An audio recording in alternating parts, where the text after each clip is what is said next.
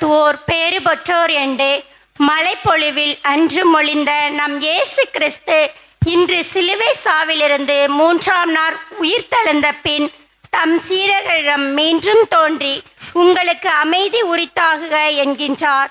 தன்னுடைய அன்பின் அடையாளமான 5 காயங்களையும் தன்னுடைய எலும்பையும் சதையையும் காண்பித்து அவர்களை விசுவாசத்தில் உறுதிப்படுத்துகின்றார். இதுவரை புறக்கண்களின் வழியாகவே பார்த்தும் சிந்தித்தும் கொண்டிருந்தவர்களின் மனக்கண்களை இறைமகன் உயிர்ப்பின் மூலம் திறக்கின்றார். அன்று முதல் மன உறுதியையும் விசுவாசத்தையும் பெற்றவர்களாய் உலகம் முழுவதிலும் பாவம் மன்னிப்பு பெற்று மனமாறுங்கள் என்று நற்செய்தியை பறைசாற்ற தொடங்குகின்றார்கள். எனவே குடும்பமாக இணைந்து இயேசுவிடம் எங்களோடு தங்கும் என அவரை மன்றாடி நம் வாழ்வில் எந்த நிலையிலும் நம்பிக்கை இழக்காமல் இருக்கும் வார்த்தையை இத்திருப்பலியில் உயிர்த்த இயேசுவிடம் மன்றாடுவோம்.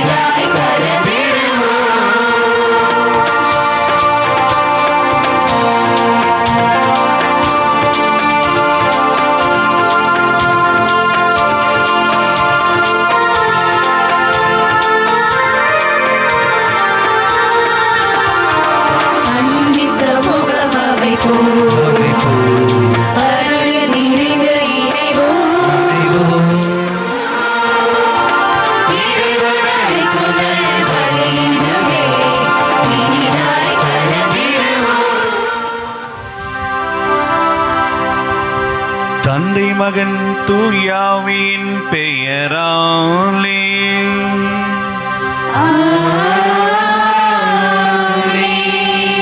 நம் ஆண்டவராகிய இயேசு கிறிஸ்துவின் அருளும் கடவுளின் அன்பும் தூயாவின் தோழமையும் உங்கள் அனைவரோடும் இருப்பதாக.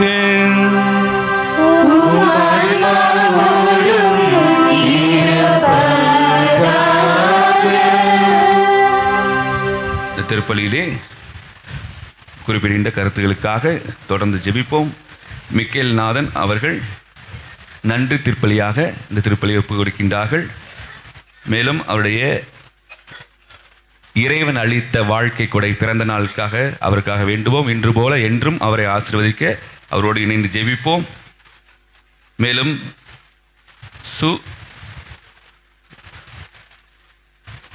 சுசிமேரி அவருடைய பிறந்த நாளை கொண்டாடுகின்றார்கள். இறைவனுக்கு நன்றி செலுத்துகின்றார்கள். இறைவன் அவரை தொடர்ந்து ஆசீர்வதிக்க திருப்பலியிலே மன்றாடுவோம். மேலும் ராஜா ஜூலியட் குடும்பத்தினர் தங்களுடைய குடும்பத்தில் செய்த அனைத்து நன்மைகளுக்காக நன்றி திருப்பலியாக ஒப்புக் கொடுக்கின்றார்கள். அற்புத பாலசாமி குடும்பத்தினர் இறைவன் செய்த அனைத்து நன்மைகளுக்காக நன்றி திருப்பலியாக ஒப்புக் கொடுக்கின்றார்கள். விடியற்காலை நட்சத்திர பிரசீடியம் தங்களுடைய குடும்பத்தில் செய்த அனைத்து நன்மைகளுக்கு நன்றியாக திருப்பலியை ஒப்புக் கொடுக்கின்றார்கள். பிரதீப் ஜெயசீலி மேரி குழந்தை பாக்கி வேண்டி இந்த திருப்பலியை ஒப்புக் கொடுக்கின்றார்கள். ராஜரத்தினம் ஆன்மா இலைப்பாற்றிற்காக இந்த திருப்பலியானது ஒப்புக் கொடுக்கப்படுகின்றது. ரீட்டா மேரி சகாயராஜ் ஆன்ம இலைப்பேற்றுக்காக இந்த திருப்பலியானது ஒப்புக் கொடுக்கப்படுகின்றது. ஸ்டீவன் அவருடைய ஆன்ம இலைப்பேற்றுக்காக திருப்பலியானது ஒப்புக் கொடுக்கப்படுகின்றது. ஜெயராஜ் கோமதி இறைவன் செய்த அனைத்து நன்மைகளுக்காக தங்கள் குடும்பத்தில் நிறைந்த அனைத்து நல்ல நிகழ்வுகளுக்காக இறைவனுக்கு நன்றி திருப்பலியாக ஒப்புக் கொடுக்கின்றார்கள்.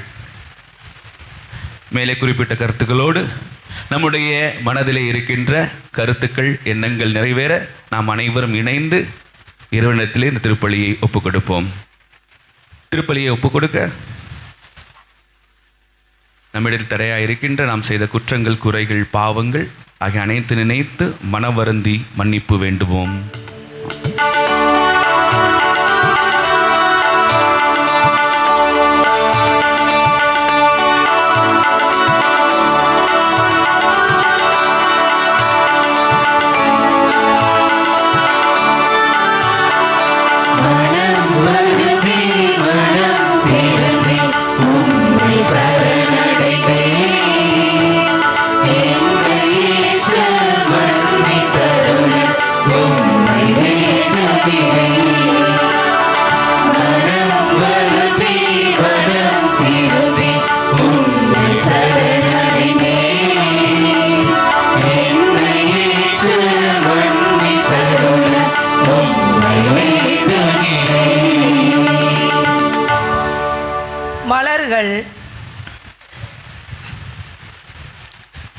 சாயலில் படைத்தவரே எம் இறைவா, ஒவ்வொரு மலர்களும் அதனுடைய தன்மையான வாசனையை தருகின்றது. ஆனால் நாங்கள் உம்முடைய பிள்ளைகளாக இருந்தும் உம்மை போல் இல்லாமல் சுயநலம், கோபம், எரிச்சல், பொறாமை போன்ற கெட்ட குணங்களால் உம்மை மறந்து அந்த மலர்களைப் போலவும் உம்மை போலவும் இல்லாத தருணங்களுக்காக இறைவா எங்களை மன்னியும்.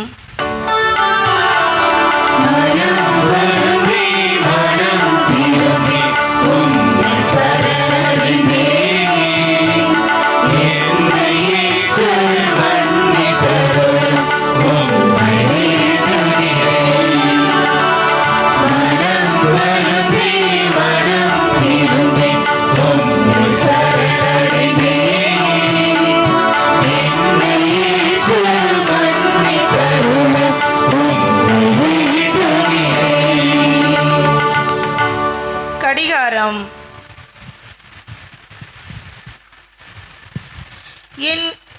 என் கூட சிறிது நேரம் உங்களால் விழித்திருக்க முடியவில்லை என்றவரே எம் இறைவா, காலம் பொன் போன்றது என்று உணராமல் அந்த நேரத்தை வீணாக்கி செல்போனிலும் டிவி பார்த்து செலவிடுவதிலும் சோம்பேறியாக இருந்து உமக்காக நேரத்தை தவறாக பயன்படுத்தி உமது அன்பை மறந்ததற்காக இறைவா எங்களை மன்னியும்.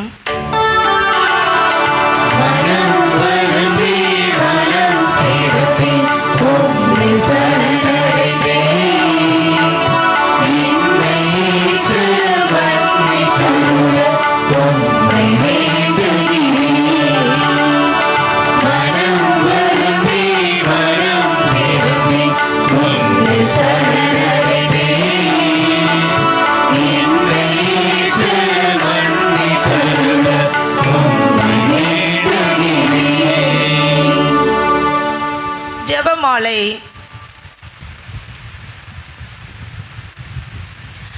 அமைதியின் இறைவா, உம் தாயை எங்களுக்கு தாயாக கையளித்தீரே. ஆனால் நாங்கள் அந்த அன்னை எங்களுக்காக தந்த வெற்றியின் ஜெபமாலையின் மறை உண்மைகளை வெறும் பொருளாகவும் அடையாளமாகவும் பயன்படுத்தி அதை உதறி தள்ளி உன் பாதையில் நடக்க தவறியதற்காக இறைவா எங்களை மன்னியும்.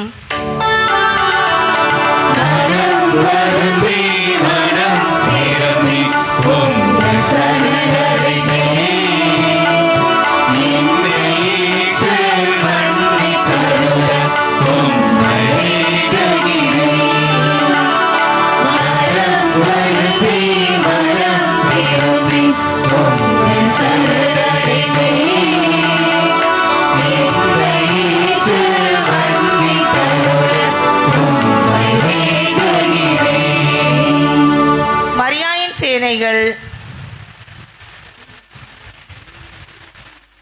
உயிர்த்தெழுந்தவரே எம் இறைவா, தன்னை புனிதப்படுத்தி பிறரை புனிதப்படுத்துவதே மரியாயின் சேனையின் நோக்கம்.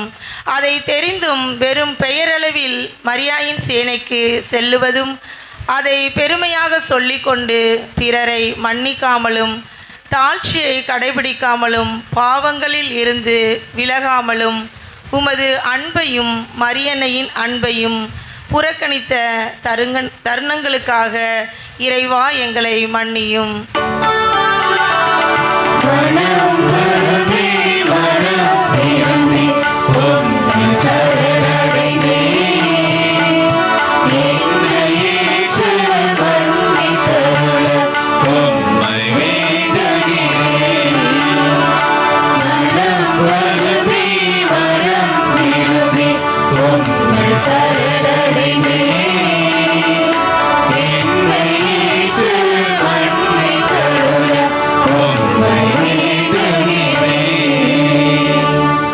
எனது ஓட்டு உரிமை. நல்லாட்சி செய்பவரே எம் இறைவா, பணத்தை பெற்றுக்கொண்டு யார் ஆட்சிக்கு வந்தால் எனக்கென்ன, தவறான ஆட்சிக்கு நானே காரணமாக இருந்ததற்காகவும் யாருக்கு ஓட்டு போட்டு என்ன ஆகப் போகிறது என்று நினைத்து எனது கடமைகளில் இருந்து தவறிய நேரங்களுக்காகவும் அதற்காக ஜெபிக்காமல் இருந்த நேரங்களுக்காகவும் இறைவா எங்களை மன்னியும்.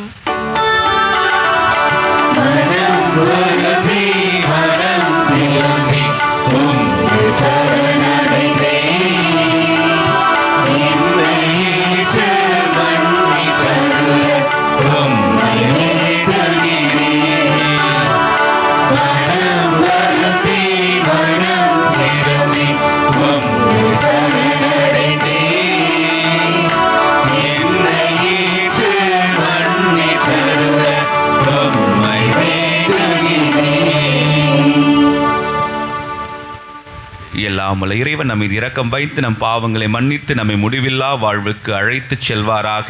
ஆமென்.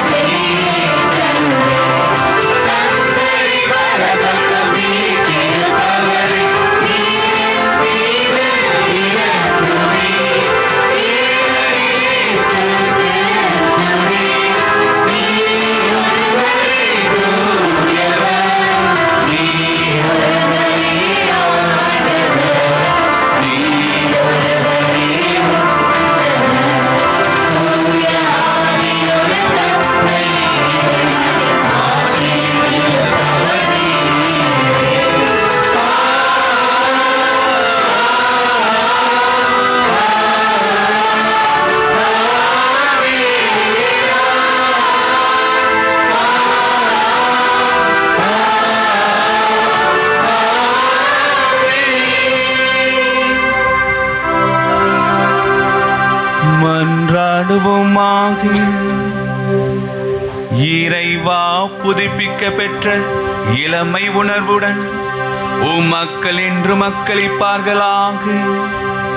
அதனாலும் சொந்த மக்கள் என்ற மாட்சியை மீண்டும் பெற்றுள்ள நாங்கள் உயிர்ப்பின் நாளுக்காக பேரின்பத்துடனும் உறுதியான எதிர்நோக்குடன் காத்திருக்க செய்தருளும். உமோடு தூயாவியாரின் ஒன்றிப்பில் இறைவனாய் என்றென்றும் வாழ்ந்து ஆட்சி செய்கின்ற எங்கள் ஆண்டவரும் உம்முடைய ஒரே திருமகனாய் எங்கள் ஆண்டவர் இயேசு கிறிஸ்து வழியாக உம்மை மன்றாடுகின்றோம்.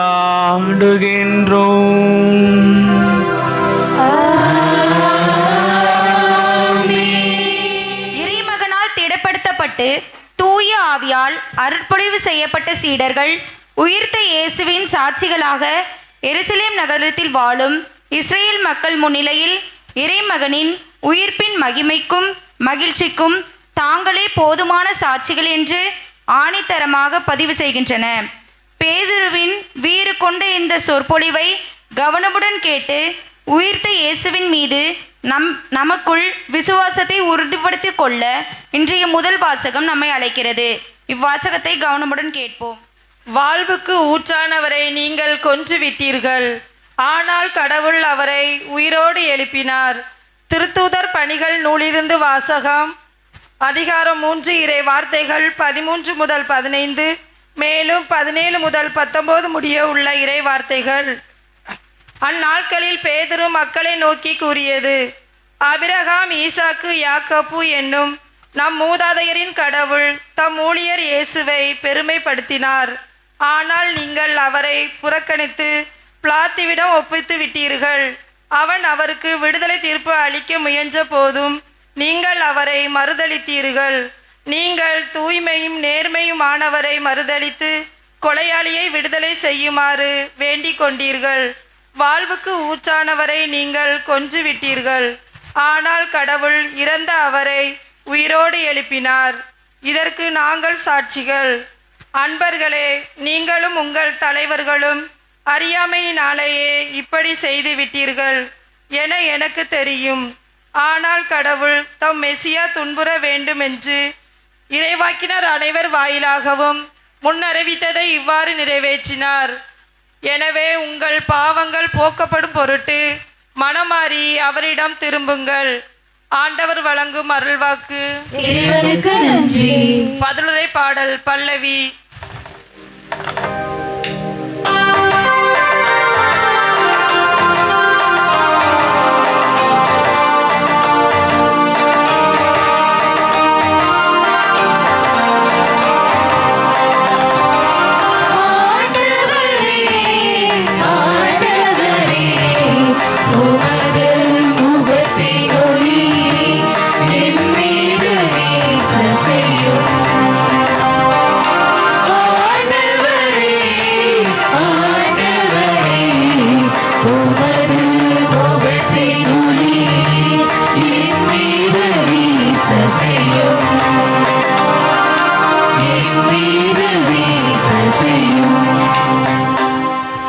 எனக்கு நீதி அருளுகின்ற கடவுளே, நான் மன்றாடும் போது எனக்கு பதிலளித்தருளும். நான் நெருக்கடியில் இருந்தபோது நீர் எனக்கு துணை புரிந்தீர். இப்போதும் எனக்கு இறங்கி என் வேண்டுதலுக்கு செவிசாய்த்தருளும். பல்லவி.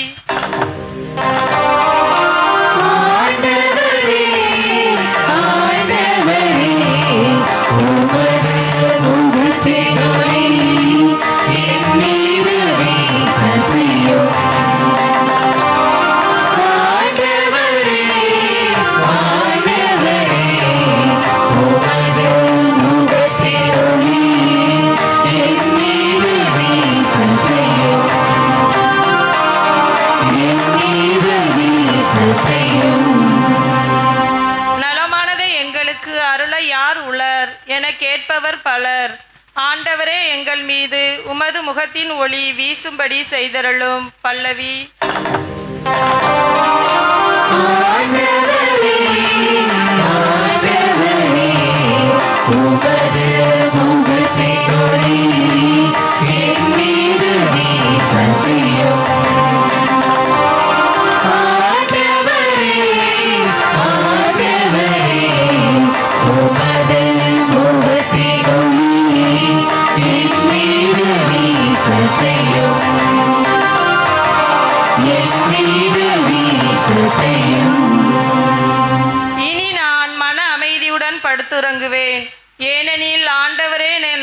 தனிமையாய் இருந்தாலும் நீரே என்னை பாதுகாப்புடன் வாழ செய்கின்றீர். பல்லவி.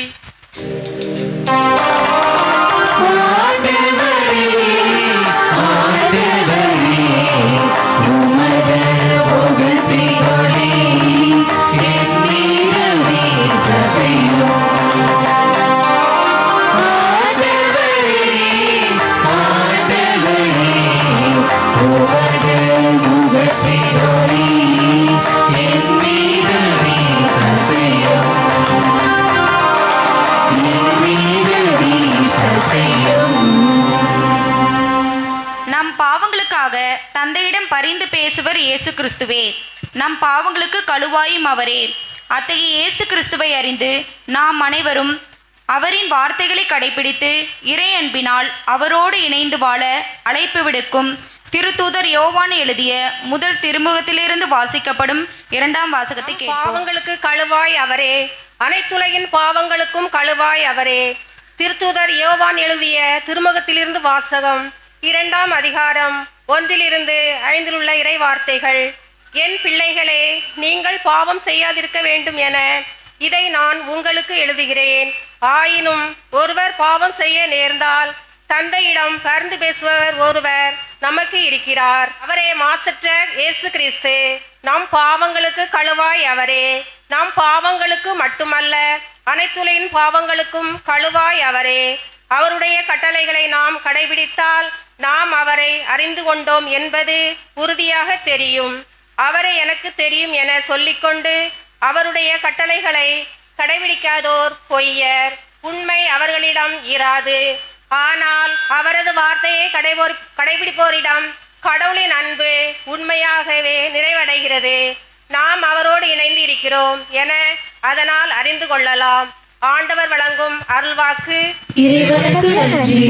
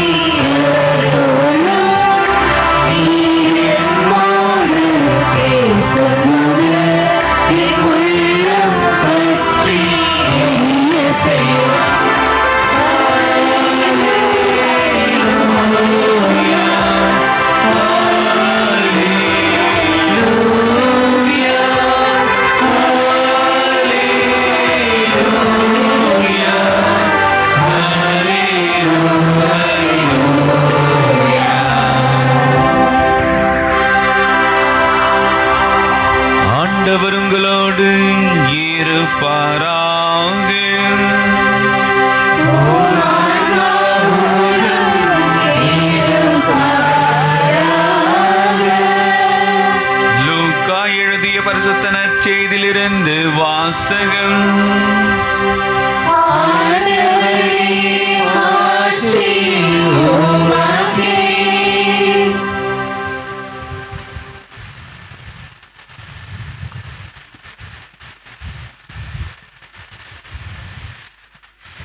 அதிகாரம் 24, இறை வசனங்கள் 35 48 வரை.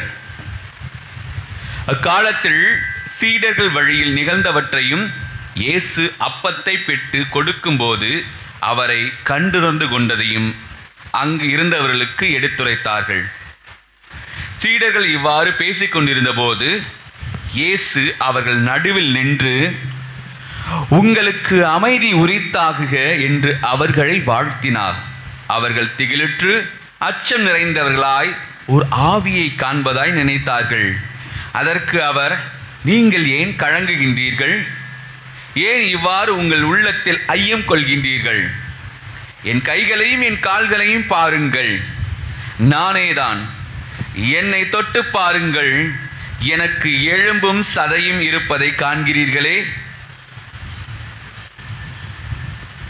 இவை ஆவிக்கு கிடையாது என்று அவர்களிடம் கூறினார். இப்படி சொல்லி தன் கைகளையும் கால்களையும் அவர்களுக்கு காண்பித்தார். அவர்களோ மகிழ்ச்சி மேலிட்டு நம்ப முடியாதவர்களாய் வியப்புக்குள்ளாகி இருந்தார்கள். அப்போது அவர் அவர்களிடம், உண்பதற்கு இங்கே உங்களிடம் ஏதேனும் உண்டா என்று கேட்டார். அவர்கள் வேக வைத்த மீன் துண்டு ஒன்றை அவரிடம் கொடுத்தார்கள். அதை அவர் எடுத்து அவர்கள் முன் அமர்ந்து உண்டார். பின்பு அவர்களை பார்த்து, மோசேயின் சட்டத்திலும் இறைவாக்கின நூல்களிலும் திருப்பாடல்களிலும் என்னை பற்றி எழுதப்பட்டுள்ள அனைத்தும் நிறைவேற வேண்டும் என்று நான் உங்களோடு இருந்தபோது உங்களுக்கு சொல்லியிருந்தேனே என்றார். அப்போது மறைநூலை புரிந்து கொள்ளுமாறு அவர்களுடைய மனக்கண்களை திறந்தார். அவர் அவர்களிடம், மெசியா துன்புற்று இறந்து 3ஆம் நாள் உயிர்த்தெழ வேண்டும் என்றும் பாவ மன்னிப்பு பெற மனம் மாறுங்கள் என எருசலேம் தொடங்கி அனைத்து நாடுகளிலும் அவருடைய பெயரால் பறைசாற்றப்பட வேண்டும் என்றும் எழுதியுள்ளது. இவற்றுக்கு நீங்களே சாட்சிகள் என்றார். ஆண்டவரின் அருள்வாக்கு.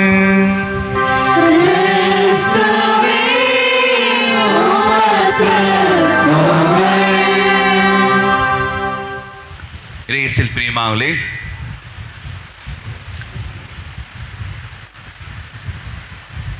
இன்றைய 2ஆம் வாசகத்தை முதலில் நாம் பார்க்கின்ற பொழுது யோவான் முதலிலே குறிப்பிடுகின்றார். எவ்வாறு குறிப்பிடுகின்றார்? என் பிள்ளைகளே. அதாவது இது எதனுடைய பின்னணியில் இந்த கடிதமானது எழுதப்படுகிறது என்றால், யோவான் அங்கு செல்கின்றார், நற்செய்தியை அந்த சமூகத்திலே பறைசாற்றுகின்றார். மக்கள் இயேசுவின் பக்கம் திரும்புகின்றார்கள். ஆனால் அதே சமயத்திலே ஒரு சில காரணங்களுக்காக, தவறான காரணங்களுக்காக அந்த மனம் திருந்திய மக்களிடையே பிளவு ஏற்படுகின்றது. ஒரு சில பேர் தங்களுடைய சுயநலத்திற்காக தங்களுக்கு விருப்பமானதை சொல்லிக்கொண்டு பிரிந்து செல்கிறார்கள். பிரிந்து செல்வதோடு மட்டுமில்லாமல் பிறரையும் அவருடைய வழிக்கு இழுக்க முற்படுகின்றார்கள், தவறான வழிக்கு இட்டு செல்வதற்கு முற்படுகின்றார்கள். இந்த சூழ்நிலையில்தான் யோவான் அவர்களுக்கு தன்னுடைய கடிதத்தை எழுதுகின்றார். அன்புக்குரிய பிள்ளைகளே என்று சொல்கின்ற பொழுது எந்த அளவுக்கு அவர் அவர்களை அன்பு செய்தார் என்பதை நமக்கு விளங்குகின்றது. அவர் சொல்வது ஒன்றுமில்லை, அதாவது தவறான வழிக்கு மக்கள் போகக்கூடாது என்பதற்காகவும் மட்டுமல்லாமல் தவறிய மக்களுக்காகவும் சேர்த்து இங்கே எழுதுகின்றார். தவறுவது என்பது இயல்பு, மனிதனுடைய இயல்பு ஆனது பாவம் செய்வது. ஆனால் பாவத்திலே வீழ்ந்து கிடப்பது கிறிஸ்துவ மரபு, கிறிஸ்துவ முறை அல்ல. கிறிஸ்துவன் என்பவன் ஒரு முறை தவறு செய்வான், இருமுறை தவறு செய்வான். ஆனால் அந்த பாவத்திலே முழுமையாக விழுந்து கிடப்பது கிறிஸ்துவ இயல்பு அல்ல. மாறாக கிறிஸ்து என்பவர் நமக்கு முன்பாக வாழ்ந்து மரித்து உயிர்த்து சென்றார். அந்த உயிர்த்த இயேசுவை நாம் ஏற்றுக்கொண்ட பிறகு உயிர்ப்பு தான் நம்முடைய இலக்காக இருக்க வேண்டும். உயிர்த்து இறைவனை அடைவதுதான் நம்முடைய இலக்காக இருக்க வேண்டும். ஆகவே நீங்கள் பாவம் செய்கின்ற பொழுது கலங்க வேண்டாம், கவலை கொள்ள வேண்டாம், உங்களுடைய வழியிலிருந்து பிறல் தழுவி செல்ல வேண்டாம். மாறாக உயிர்த்த கிறிஸ்துவை ஒளியாக ஏற்றுக்கொண்டு, உயிர்த்த கிறிஸ்துவை வழியாக ஏற்றுக்கொண்டு மீண்டுமாய் எழுந்து நடந்து உங்களுடைய இலக்கம் தந்தையாம் கடவுளை அடையுங்கள் என்று சொல்லியிருக்கின்றார். அது அவங்களுக்கு மட்டும் சொல்லலை, நமக்கும் சொல்கின்றார். ஏனென்றால் இன்றைய காலகட்டத்தில் பல்வேறு சூழ்நிலைகள் இல்லை. இன்றைக்கி அழகாக பாவ மன்னிப்பு சொன்னாங்க. என்னென்ன விதத்தில் நாம் பாவ வழிக்கு இட்டு செல்கின்றோம் என்று பல்வேறு காரணங்களால் நாம் பாவ வழிக்கு செல்லி கொண்டிருக்கின்றோம். கடவுளுக்கான நேரத்தை ஒதுக்குவதில்லை, நன்மை செய்ய சூழ்நிலை இருந்தும் செய்வதில்லை. அதே போல் பாவத்தை இந்த சூழ்நிலையில் இந்த இடத்துல இருந்தால் பாவம் செய்வோம் தெரிஞ்சும் மறுபடியும் என்ன பண்ணுறோம்? அதே இடத்துல தான் போய் இருக்கிறோம், அதே சூழ்நிலைக்கு தான் போகிறோம், அதே நபரை தேடி தான் போய்கொண்டிருக்கின்றோம். ஆகவே நாம் ஒரு சில காரணங்களால் பாவங்கள் செய்கின்றோம். ஆனால் அதே சமயத்தில் நாமெல்லாம் கிறிஸ்தவர்கள். கிறிஸ்துவ இயல்பு, கிறிஸ்துவ மரபு என்பது பாவத்திலே வீழ்ந்து கிடப்பது அல்ல. மாறாக நாம் வணங்குகின்ற கிறிஸ்து இறந்து உயிர்த்தார். அந்த உயிர்ப்பின் மீது நம்பிக்கை கொண்டவர்களாக எனக்கு இது பாவம்தான் முடிவு அல்ல, மாறாக இயேசு கிறிஸ்து தான் முடிவு, அவர் காட்டிய வழியில் நான் நடக்க வேண்டும் என்று ஒவ்வொரு முறையும் நம்முடைய பாவத்தை உணர்ந்தவர்களாக இறைவனிடம் மன்னிப்பு வேண்டி மீண்டும் எழுந்து நடக்க வேண்டும், மீண்டும் நல்வழிக்கு வர வேண்டும் என்பது அவர்கள் புனித யோவான் அவர்கள் நமக்கும் அழைப்பாக விடுக்கின்றார். இது ஒரு பக்கம் இருக்கட்டும். முதல் வாசகத்தையும் நற்செய்தி வாசகத்தையும் பார்க்கின்ற பொழுது உண்மையிலே இந்த காலகட்டத்தில் மிக மிக தேவையான ஒன்றாக நமக்கெல்லாம் மனதிலே ஏற்றுக்கொள்கின்ற கருத்தாக தான் நான் பார்க்கின்றேன். நற்செய்தி வாசகம் முதல் வாசகத்தை பார்க்கின்ற பொழுது எது முதலில் நடந்த நிகழ்வு? நற்செய்தி வாசகத்தில் இயேசு கிறிஸ்து தோன்றி அவர்களுக்கு சமாதானத்தை சொல்கின்றார். முதல்ல அவங்க ஏற்றுக்கொள்ளவில்லை, அது ஒரு நிகழ்வு. முதல் வாசகத்தில் யார் அது? ராயப்ப மக்களிடையே உரையாற்றுகின்றார். எது முதலில் நடந்த நிகழ்வு? கரெக்டாக சொன்னீங்க. அதாவது இயேசு தோன்றியது. அதே ராயப்பர், அதே சீடர்கள், இயேசுவே அவர்களுக்கு முன்னிலையில் தோன்றுகின்றார். நம்பினாங்களா? இல்லை, பயப்பட்டாங்க, கலங்குனாங்க. இயேசுவே அவர்களுக்கு தோன்றி சமாதானம் சொன்னபோது கூட அவர்களால் அதை உணர்ந்து கொள்ள முடியாதவர்களாக, மனதிலே அச்சமும் கலக்கம் உடையவர்களாக அவரை இயேசுவாக காணவில்லை. என்னவா பார்த்தாங்க? ஒரு பேயாக, ஆவியாக பார்த்தாங்க. இது ஒரு பக்கம்.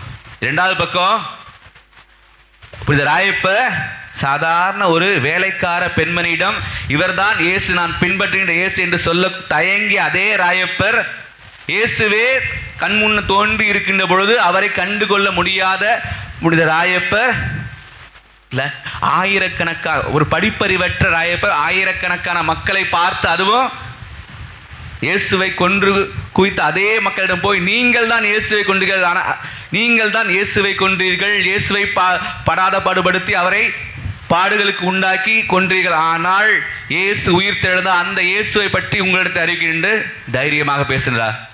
எந்த மக்களை பார்த்து பயந்து ஓடினாரோ அதே மக்களை பார்த்து தைரியமாக பேசிக்கொண்டிருக்கின்றார். எப்படி இந்த மாற்றம் சாத்தியமானது? இதை பற்றி யோசிக்கின்ற பொழுது இன்னொரு நிகழ்வுகள் அல்லது நடைமுறைகள் நமக்கு ஞாபகம் வருகின்றது. அதாவது இன்னைக்கு நம்ம இடத்துல இல்லாத வசதிகளே கிடையாது. அதாவது சின்ன கேமரா எடுத்துகிட்டு இருக்காங்க, சரியா? இதை எந்த நாட்டில் வேணால் யூடியூப்பில் போட்டிங்கன்னா எந்த நாட்டில் எந்த நேரத்துலையும் எப்போ வேணாலும் பார்த்து கொள்ளலாம். அதே போல் நான் கத்தணும் அவசியம் கிடையாது. சாதாரண சும்மா மைக்கில் பேசினாலே பல லட்சக்கணக்கான கிலோமீட்டருக்கு அதை எடுத்துகிட்டு போகலாம். அந்த அளவுக்கு நம்மள்கிட்ட தொழில்நுட்ப வசதிகள் பெருகிவிட்டன. அதே போல் இன்றைக்கி எப்போதும் சொல்லுவாங்க, இன்றைக்கி இருக்க காலகட்டத்தில் முன்னாடி சொல்லுவாங்க பிரேக்ஃபாஸ்ட் ஒரு நாட்டிலையும், லஞ்ச் இன்னொரு நாட்டிலையும், சப்பர் இன்னொரு நாட்டிலையும். ஆனால் இப்போ வரப்போகிற காலகட்டத்தில் எப்படி இருக்க போகுது? பிரேக்ஃபாஸ்ட் ஒரு கண்டத்துலையும், லஞ்ச் இன்னொரு கண்டத்துலையும், சப்பர் இன்னொரு கண்டத்துலையும், அதாவது நைட் சாப்பாடு இன்னொரு கண்டத்துலையும் சாப்பிட்ற அளவுக்கு நமக்கு டெக்னாலஜி வளர்ந்துருக்கு. அந்த அளவுக்கு போக்குவரத்து வசதி நம்ம இடத்துல இருக்கின்றது.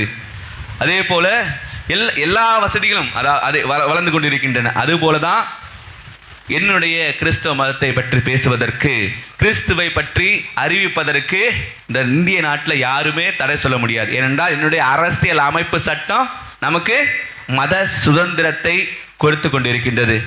அது இன்னைக்கு ஒரு சில தவறான நபர்களால் அது கேள்விக்குறியாக்கி பண்ணிக்கிறது. அதை பற்றி நான் பேச விரும்பல.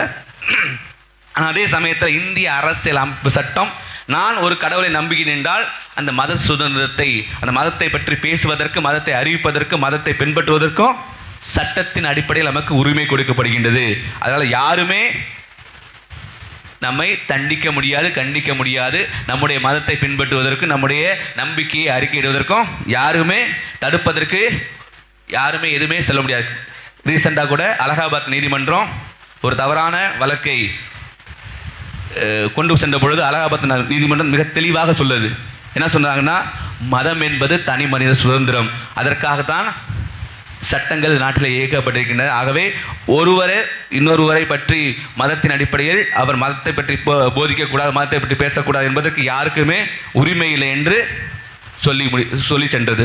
ஆகவே மத சுதந்திரம் நம்ம இடத்துல முழுமையாக இருக்கின்றது.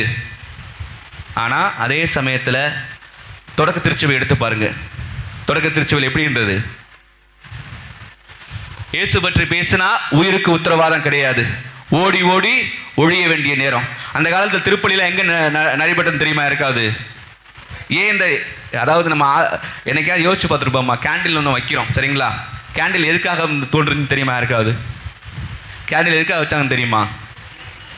அதாவது அந்த காலத்தில் உயிருக்கு பயந்து மக்கள் பாதுகாப்பு இருந்த பொழுது குகைகளில் போய் திருப்பலி நிறைவேற்றினாங்க. குகையில் தான் எல்லாமே செஞ்சாங்க. அப்படி இருக்கும்போது குகையில் லைட் இருக்குமா? லைட்டு கிடையாது. வெளிச்சத்திற்காக முதலில் அந்த மெழுகுத்திரையை பயன்படுத்தி வருகிறார்கள். மக்கள் திருப்பலியை நிறைவேற்றுவதற்கு மெழுகுவத்தியை ஒரு வெளிச்சத்தின் ஆலயமாக பயன்படுத்தினார்கள். அதுதான் நாளடைவில் எல்லாம் வளர்ந்ததுக்கு அப்புறம் மீண்டும் பயன்படுத்தணும். ஆனால் காரணம் வேற. இப்போ என்ன சொல்கிறோம்? இது கிறிஸ்து ஒளி என்பதற்கான ஒரு அடையாளமாக நம்ம பயன்படுத்துகிறோம். ஆனால் அந்த காலத்தில், தொடக்க காலத்தில் மக்கள் உயிருக்கு பயந்து, மக்கள் கிறிஸ்துவை பற்றி பேசி கிறிஸ்துவை பற்றி போதிக்க ஒரு உரிமை இல்லாமல் அலைந்து இருந்த பொழுது குகையிலே அவர்கள் திருப்பலி நிறைவேற்றினால் அப்போது வைக்கப்பட்டது தான் அந்த மெழுகுத்திரை. அதே போல எத்தனையோ மக்கள் விலங்குகளுக்கு இரையாக்கப்பட்டார்கள். மற்ற கிறிஸ்தவர்களை பார்த்து பயப்படணும், கிறிஸ்துவை பற்றி பேசிப்பதற்கு யோசிக்க வேண்டும் என்று சொல்லி வெளிப்படையாக பப்ளிக்காக கிறிஸ்தவ மக்களை கொடிய விலங்குகளுக்கு இரையாக்கினார்கள். சாட்டையால் அடிக்கப்பட்டார்கள், சிலுவையில் அறையப்பட்டார்கள், பல்வேறு துன்பங்களுக்கு உயிரோட தோலை உரிச்சாங்க. எல்லாம் எதுக்காக? கிறிஸ்துவ பற்றி பேசியதார்கள், கிறிஸ்துவ பற்றி போதிக்கின்றார்கள் என்று.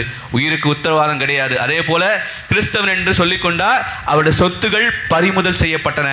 சொத்திலே உரிமை கிடையாது, உயிரிலே உரிமை கிடையாது என்று பல்வேறு சோதனைகள், வேதனைகள், வேத கலாபனைகள் இருந்த காலகட்டத்திலே அந்த காலமான இருந்தது. ஆனால் அப்போது கிறிஸ்தவம் எப்படி இருந்தது? எல்லார்ட்டையும் பரவ ஆரம்பிச்சது. காட்டு தீயாக கிறிஸ்தவம் என்பது பரவ ஆரம்பிச்சது. ஆனால் இன்றைய காலகட்டத்தில் எல்லா வசதிகள் இருந்தும், எல்லா உரிமைகள் இருந்தும் கிறிஸ்தவம், கிறிஸ்து எப்படி எடுத்து செல்லப்படுகிறது என்பது கேள்விக்குறியாக தான் இருக்கின்றது. காரணம் என்ன? உரிமை இல்லையா? நமக்கு எடுத்து செல்வதற்கு உரிமை இல்லையா? இல்லை வசதிகள் இல்லையா? இல்லை தொழில்நுட்ப வளர்ச்சி இல்லையா? எல்லாமே இருந்தும் ஏன் நாம் அந்த தொடக்க திருச்சபை போல நம்மால் வளர முடியவில்லை? காரணம் தெரியுமா? அதாவது ஒரு வித்தியாசத்தை பார்த்தீங்கன்னா, நான் முதல்ல சொன்ன ஒரு வித்தியாசம், அதாவது ராயப்பர் கோழையாக இருந்த சீடர்கள் எவ்வாறு அறிவிப்பவர்களாக மாறினார் என்றால், முதலாவது அவர்கள் தூய ஆவியினால் ஆட்கொள்ளப்பட்டார்கள். தூய ஆவியினால் முழுமையாக ஆட்கொள்ளப்பட்டார்கள். தூய ஆவியினால் ஆட்கொள்ளப்பட்டு உண்மையான கிறிஸ்துவின் பிள்ளைகளாக, கடவுளின் பிள்ளைகளாக மாற்றப்பட்டார்கள். ரெண்டாவது அவர்கள் செஞ்ச முக்கியமான காரியம், வெறும் வார்த்தையால் அவர்கள் போதிக்கவில்லை. நான் கிறிஸ்துவை நம்புகின்றேன், கிறிஸ்துவை அன்பு செய்கின்றேன், கிறிஸ்துவ வழியை பின்பற்றுகிறேன் என்று அவர்கள் வெறும் நற்செய்தியை எடுத்துக்கொண்டு போய் போதிக்க மட்டும் செய்யவில்லை. மாறாக என்ன பண்ணாங்க? தங்களுடைய நம்பிக்கையை வாழ்க்கையாக மாற்றினார்கள். அவர்கள் மக்களை பார்த்து, உங்களை மன்னிக்கின்ற கடவுள் மன்னிக்க சொல்லி கொடுத்திருக்கின்றார், நீங்களும் மன்னிக்க வேண்டும் என்று. என்னை போல ஆல்டரில் மட்டும் ப்ரீச் பண்ணல, அல்லது பிறரை போல ரோடுகளில் ப்ரீச் பண்ணல. மாறாக என்ன பண்ணாங்க? தாங்கள் சாவும் நிலையில் இருந்த பொழுது, தன்னை கொள்வதற்கு ஆட்கள் வந்தபோது கூட என்ன சொன்னாங்க? இவர்கள் அறியாமல் ஸ்தோவான் என்ன சொன்னாரு? தன்னை கல்லால் அடிக்கும் போது கூட இவர்கள் அறியாமல் கிறிஸ்துவனுடைய வாழ்க்கையை பின்பற்றி கிறிஸ்து சொல்லி அதே வார்த்தையை சொல்லி செத்தார். இவர்கள் அறியாமல் செய்கின்றார், இவர்களை மன்னி, இவர்கள் மேல் இந்த பாவத்தை சுமத்தாது என்று மன்னிப்பை வெளிப்படுத்தி சென்றார். இதுபோல எத்தனையோ கிறிஸ்தவர்கள் தாங்கள் சாகின்ற தருணத்தில் கூட மன்னிப்பு என்பதை விட்டு சென்றார்கள். அதே போல சொத்துக்கள், அவர்கள் தங்களுக்கு இந்த அனைத்து சொத்துக்களையும் எங்க கொண்டு வச்சாங்க? அப்போஸ்தலருடைய பாதங்களில் வைத்து, இதை அனைவரும் சமமாக பயன்படுத்திக் கொள்ள வேண்டும், யாருக்கு இல்லையோ அவர்களுக்கு கொடுங்கள் என்று உதவி மனப்பான்மை, வெறும் உதவி செய்யுங்க அல்லது பிறருக்கு சேவை செய்யுங்க வார்த்தையால் சொல்லவில்லை. மாறாக தங்களுடைய செயல்களினால், தங்களுடைய வாழ்க்கையினால் வாழ்ந்து காட்டினார்கள். இது மாதிரி ஒவ்வொரு செயலிலும் தங்களுடைய நம்பிக்கையை வார்த்தையாக சொல்லாமல் வாழ்வாக மாற்றினார்கள். அதனால தான் அவங்களை பார்க்கின்ற பொழுது அத்தனை மக்கள் இடத்துல இவ்வளோ கஷ்டப்படுறாங்க, இவ்வளோ துன்பப்படுறாங்க, இருந்த பொழுதிலும் இவர்களிடத்திலே ஒரு அசைக்க முடியாத நம்பிக்கை இருக்கின்றது. இவருடைய வாழ்க்கையில் அப்படி என்ன பிடிப்பு இருக்கின்றது, இவர்கள் வாழ்கின்ற விழமே வித்தியாசமாக இருக்கின்றது. அவருடைய வாழ்க்கையின் மீதும் அவருடைய நம்பிக்கையின் மீதும் ஈர்ப்பு கொண்டவர்களாக அத்தனை தடைகள் இருந்தாலும் பல ஆயிரக்கணக்கான, பல லட்சக்கான மக்கள் கிறிஸ்துவை ஏற்றுக்கொண்டதற்கான முக்கியமான காரணம், அங்கு வாழ்ந்த கிறிஸ்தவர்கள் தங்களுடைய நம்பிக்கையை வார்த்தையால் போதிக்கவில்லை, மாறாக வாழ்க்கையால் போதித்தார்கள். ஆமிரையே செல்பினமாகலே அதுதான் இப்படி ராயப்பருடைய வாழ்க்கையை எடுத்து பார்க்கின்ற பொழுது, அவர் பாவியாக இருந்தார், இயேசுவை மறுதலித்தார். ஆனால் அதே சமயத்தில் என்று பரிசுத்த ஆவியை பெற்றுக்கொண்டாரோ அன்று பாவியாக நான் இதுவரை பாவியாக இருந்தேன், ஆனால் என்னுடைய வாழ்வை நான் மாற்றிக்கொள்ள என்று தன்னுடைய வாழ்வை நம்பிக்கையின் அடிப்படையிலே மாற்றிக்கொண்டார். ஆமென். இயேசுவில் பிரியமானவர்களே, நம்முடைய வாழ்க்கையை நாம் ஆராய்ந்து பார்க்கின்ற பொழுது எப்படி வாழ்ந்து கொண்டிருக்கின்றோம்? ஏதாவது இருக்கிற வீடுகளை சுற்றி இந்து சகோதரர்கள் இருப்பாங்க, முஸ்லீம் சகோதரர்கள் இருப்பாங்க. எனக்காவது என்னுடைய ஏரியாவில் ஒரு கிறிஸ்தவ இருக்காருப்பா, இந்த கிறிஸ்தவ குடும்பம் இருக்குது, இவரிடத்துல என்ன ஒரு வித்தியாசமாக இருக்குது, எப்பொழுதுமே யாரிடத்திலும் சண்டை சச்சரவு செய்வதில்லை, எப்பொழுதும் ஒரு சமாதானத்தை நாடுகின்றவர்களாக இருக்கின்றார்கள், எப்பொழுதும் யாருக்கெல்லாம் தங்களால் முடிந்த அளவு உதவி செய்கின்ற சூழ்நிலை வருகின்ற பொழுதோ முதலாவதாக வந்து உதவி செய்கின்றார்கள். அது பணமாக இருக்கலாம், பொருளாக இருக்கலாம், அல்லது நல்ல அன்பான வார்த்தைகளாக இருக்கலாம், பரிவாக பேசுகின்ற குணங்களாக இருக்கலாம். அவங்க எந்த ஒரு பிரச்சனை வந்தாலும் அவங்க முதல்ல வந்து செய்வாங்க, சொல்கிறாங்களா, அல்லது நான் அவருக்கு எதாவது குற்றம் பண்ணிட்டேன் ஆனால் என்னை தண்டிக்காமல் என்னை பழி வாங்காமல் மன்னிக்கக்கூடிய நல்ல மனிதராக இருக்கின்றார். நம்மளுடைய சுற்றி உள்ள கிறிஸ்தவர்கள், நம்முடைய சுற்றி உள்ள பிற மதத்தினரை நம்ம பார்த்து பேசினாங்களா? பேசியிருந்தால் உண்மையான கிறிஸ்தவ வாழ்வை வாழ்கின்றோம் என்ற அர்த்தம் இருக்கும். இல்லைன்றா இன்னும் நாம் மாற வேண்டியுள்ளது, இன்னும் நாம் நம்முடைய நம்பிக்கையிலே வளர வேண்டியுள்ளது. ஆமீர் இயேசுவில் பிரியமாகலே, அன்றுதான் என்னைக்கு நம்ம சுற்றியுள்ளவர்கள் நம்முடைய வாழ்க்கை முறைகளை வெறும் வார்த்தைகளை மட்டும் சொல்லவில்லை, மாறாக வாழ்க்கை முறையை பார்த்து இவன் கிறிஸ்தவன், இவள் கிறிஸ்தவள், இவருடைய வாழ்க்கையிலே வித்தியாசம் தெரிகின்றது, இவருடைய வாழ்க்கையிலே நான் கிறிஸ்துவை பார்க்கின்றேன் என்று யாரெல்லாம் சொன்னாங்களோ அப்போதுதான் நம்முடைய உண்மையான கிறிஸ்தவ வாழ்வு இருக்கின்றது. இல்லைன்றா வரோம், கோயிலுக்கு வரோம், பிதாசுரம் போகிறோம், ஜெபிக்கின்றோம், தவறு கிடையாது, நல்லது தான். ஆனால் பேரளவில் தான் நாம் கிறிஸ்தவர்களாக இருப்போமே தவிர உண்மையான கிறிஸ்துவை பிரதிபலிக்கின்ற கிறிஸ்தவர்களாக நாம் இருக்க முடியாது. கிறிஸ்தவனுங்க பேர் எப்படி வந்தது தெரியுமா உங்களுக்கு? அதாவது முதலாவதாக இயேசுவை பின்பற்றுகின்ற பொழுது அவளை என்ன அழைச்சாங்க தெரியுமா? படிச்சிருப்பீங்க விவிலியத்தில் கண்டிப்பாக. என்ன படித்தாங்க? புதிய நெறிமுறையாளர்கள் தான் அவர்களை பார்த்து சொன்னாங்க. ஒரு புதுசா வாழ்க்கையை வாழ்கின்றவர்கள் புதிய நெறிமுறைகளை பின்பற்று தான் சொன்னாங்க. ஆனால் அதே சமயத்தில் நாளடைவிலே கிறிஸ்துவர்கள் என்று அழைக்கப்பட்ட பொழுது ஏன் அழைக்கப்பட்டாங்கன்னா அவர்கள் கிறிஸ்தவர்களிடத்திலே இன்னொரு கிறிஸ்துவை பிரதிபலித்தன் வழியாக இவன் கிறிஸ்தவன், இவன் கிறிஸ்தவன் என்று அழைக்க தொடங்கினார்கள். இன்னொரு கிறிஸ்து என்பதன் பொருள்தான் கிறிஸ்தவன், கிறிஸ்தவள். ஆகவே அவர்கள் தங்களுடைய வாழ்க்கையிலே கிறிஸ்துவை பிரதிபலித்தார்கள்.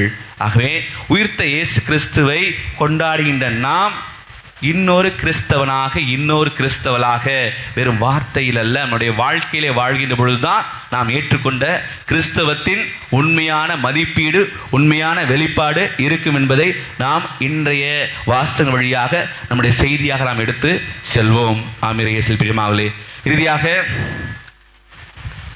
தேர்தல் வருகிறது. யாருக்கு ஓட்டு போடுங்க, யாருக்கு ஓட்டு போடக்கூடாதுன்னு சொல்கின்ற இடத்தில் நான் இல்லை. ஆனால் அதே சமயத்தில் ஓட்டு என்பது நம்முடைய உரிமை. அதை எதுக்குமே வேஸ்ட் பண்ணிடுறாங்க. யாருமே ஓட்டு போடாத இவங்க யாருமே இந்த கூட்டத்தில் இருக்கக்கூடாது. உங்களால் முடிந்த அளவு உங்களுடைய தேசத்திற்கான ஆற்றுகின்ற கடமையாக பார்த்து அதை செய்யுங்கள்.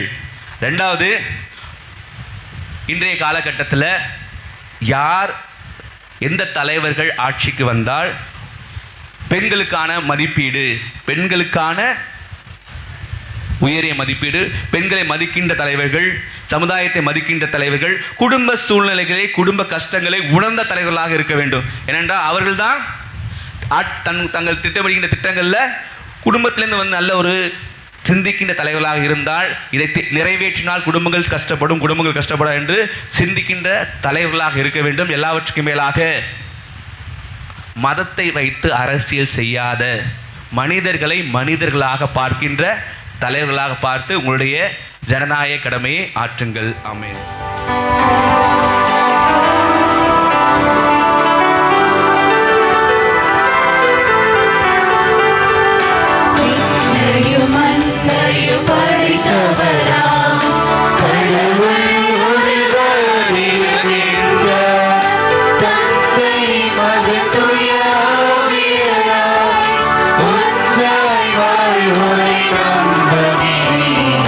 தூய ஆவி வல்லமை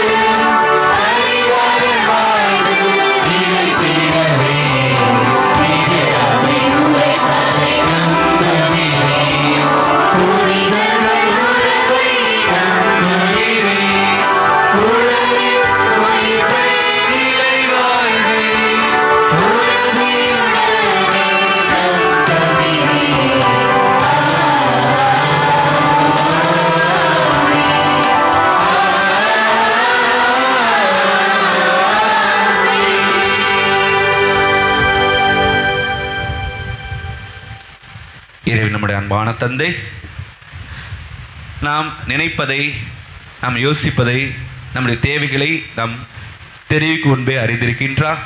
அந்த நம்பிக்கையோடு நம்முடைய உள்ள இல்ல தேவைகளை அவர் பாதம் எடுத்து வைப்போம்.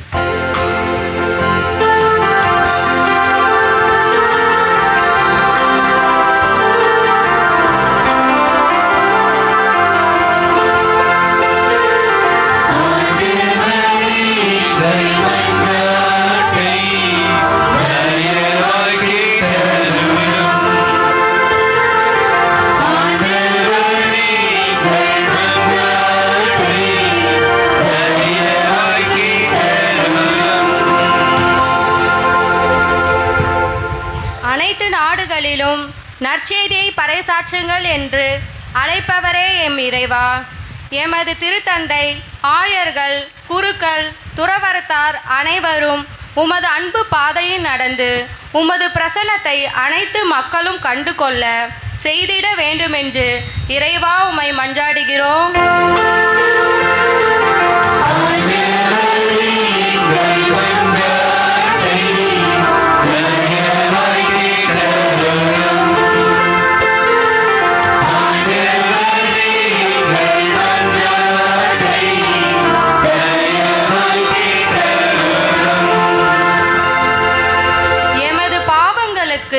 கழுவாயாக வந்தவரே எம் இறைவா, உமது வாழ்வு தரும் வார்த்தைகளை தியானித்து எமது இளம் தலைமுறையினர் இவ்வுலக மாய கவர்ச்சிகளிலும் பாவங்களிலும் மூழ்கிவிடாமல் உமக்கு சான்று பகரும் வாழ்க்கை வாழ வேண்டும் என்று இறைவா உம்மை மன்றாடுகிறோம்.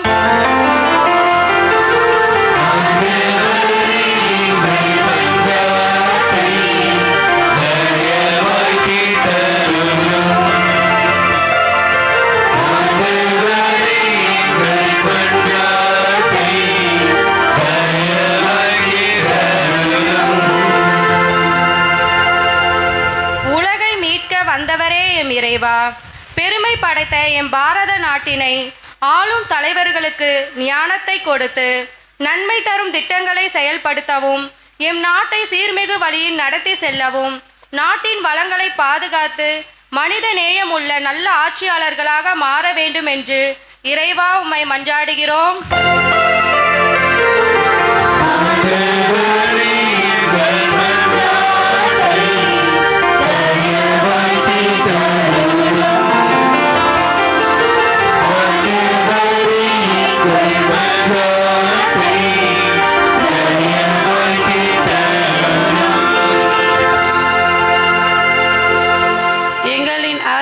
கோட்டையுமான இறைவா, இன்றைய திருவழிபாட்டை சிறப்பிக்கும் புனித மரியாயின் மாசற்ற இறுதிய பிரசிடிய மக்கள் உம்மிடம் வேண்டுகிறோம். இவர்கள் உண்மையான ஆன்மீக வாழ்வில் அர்த்தம் உணர்ந்து அர்ப்பண உணர்வோடு செயல்படவும், இதனால் தங்கள் வாழ்வில் உமது அருளை பெற்று உயரவும் அருள் வேண்டும் என்று இறைவா உம்மை மன்றாடுகிறோம்.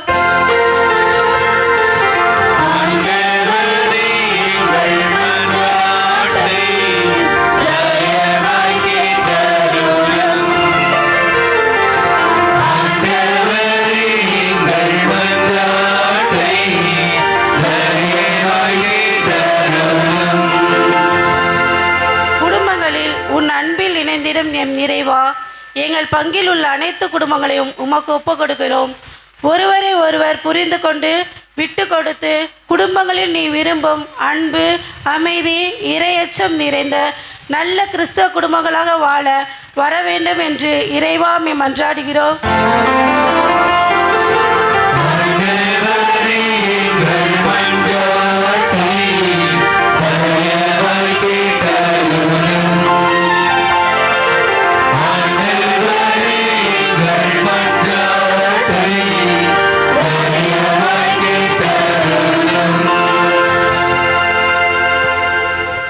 இந்த நேரத்திலே நம்முடைய மனதிலே இருக்கின்ற தேவைகள்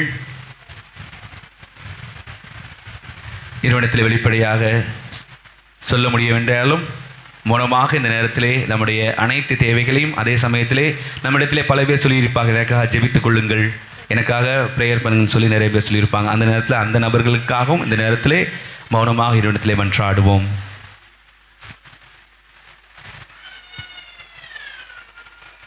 இரக்கத்தை உற்றாகிய இறைவா, இதோ இந்த நேரத்திலே எங்கள் உள்ளத்திலும் இல்லத்திலும் இருந்துள்ள அனைத்து தேவைகளையும் பாதம் எடுத்து வைத்திருக்கின்றோம். நீரே கருணை கண்கூர்ந்து எங்களுக்கு இவற்றை நிறைவேற்றி தந்திருளும்.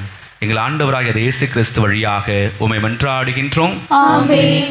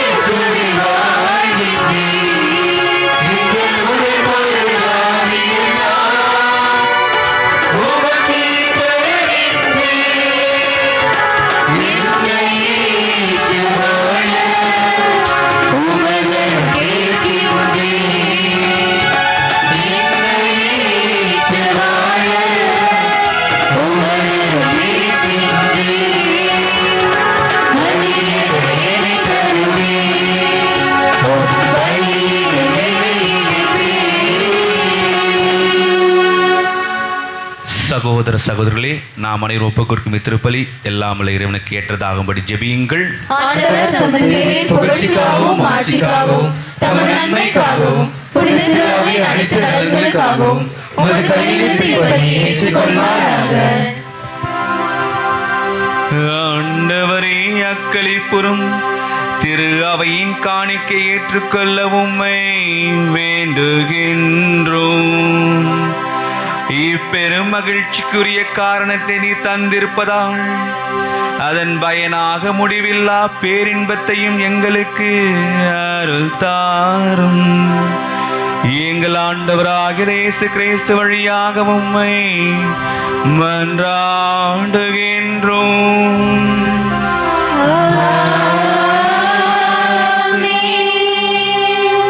ஆண்டவர் உங்களோடு இருப்பாராக.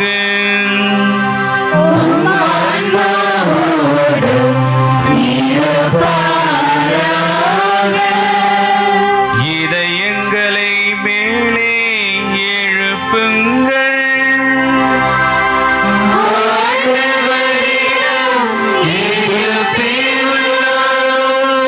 நம் இறைவனாகிய ஆண்டவருக்கு நன்றி கூறுவோம்.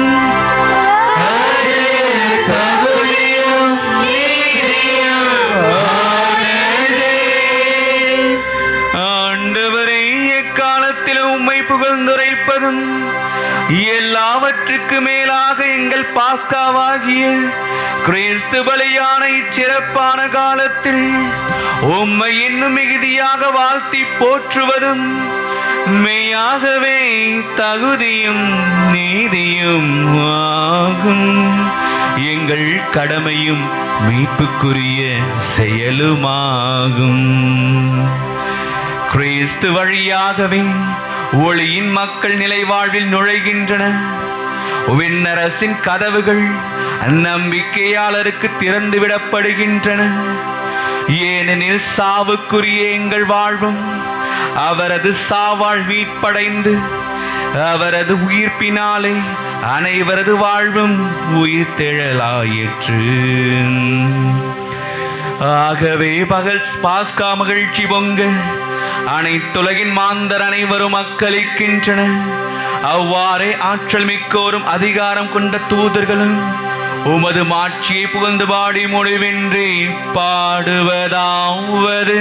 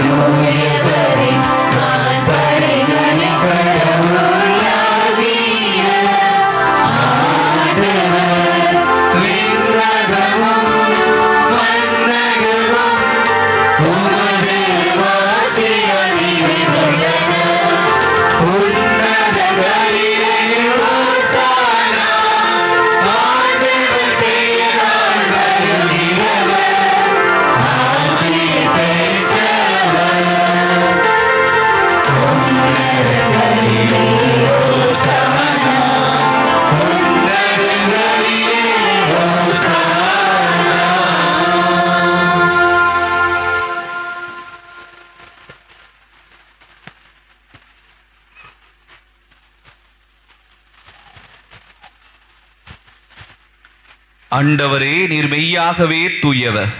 உம்முடைய படைப்புகள் எல்லாம் உம்மை புகழ்வது தகுமே. ஏனெனில் உம் திருமகனாகி எங்கள் ஆண்டவர் இயேசு கிறிஸ்து வழியாக தூய ஆவியாரின் செயலாற்றலால் அனைத்தையும் உய்வித்து தூய்மைப்படுத்துகின்றீர். கதிரவன் தோன்றி மறையும் வரை உமது பெயருக்கு தூய காணிக்கை ஒப்புக் கொடுக்குமாறு உமக்கென மக்களை இடையராது ஒன்று சேர்த்து வருகின்றீர்.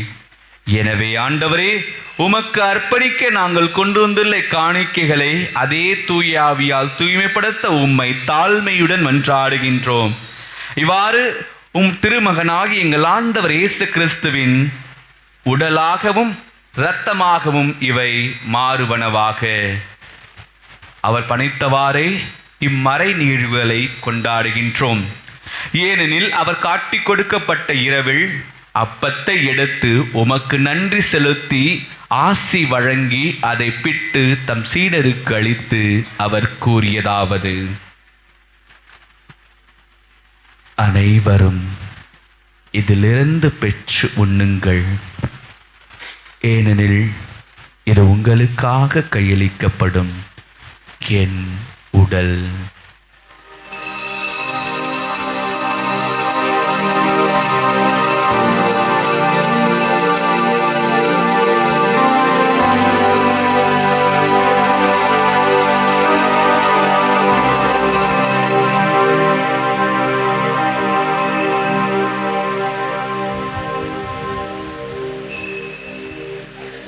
அவ்வண்ணமே இரவு விருந்தை அருந்திய பின் கிண்ணத்தை எடுத்து உமக்கு நன்றி செலுத்தி ஆசி வழங்கி அதை தம் சீடருக்கு அளித்து அவர் கூறியதாவது: அனைவரும் இதிலிருந்து பெற்று பருகுங்கள், ஏனெனில் இது புதிய நிலையான உடன்படிக்கைக்குரிய என் இரத்தத்தின் கிண்ணம். இது பாவ மன்னிப்புக்கென்று உங்களுக்காகவும் பலருக்காகவும் சிந்தப்படும். இதை என் நினைவாகச் செய்யுங்கள்.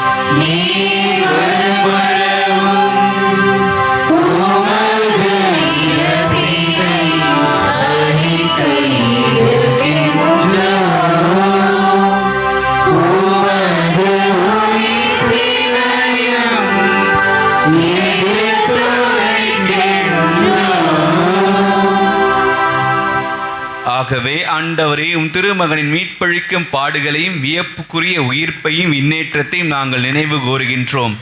இவர் மீண்டும் வருவார் என எதிர்பார்த்திருக்கும் நாங்கள் இப்புனிதமான உயிருள்ள பலியை நன்றி செலுத்தி உமக்கு ஒப்புக் கொடுக்கின்றோம். உம் திரு அவையின் காணிக்கையை கண்ணோக்கியர்லம் என்றாடுகின்றோம். இப்பலியினால் நீர் உளம் கனிய திருவுளமானீர். இவ்வாறு உம்முடைய திருமகனின் திரு உடல் திரு ரத்தத்தால் ஊட்டம் பெறும் நாங்கள் அவருடைய தூய ஆவியால் நிரப்ப பெற்று கிறிஸ்துவுக்குள் ஒரே உடலும் ஒரே உள்ளமும் உடையவராக விளங்கச் செய்வீராக. இவரே எங்களை உமக்கு இன்னும் காணிக்கையாக்குவாராக.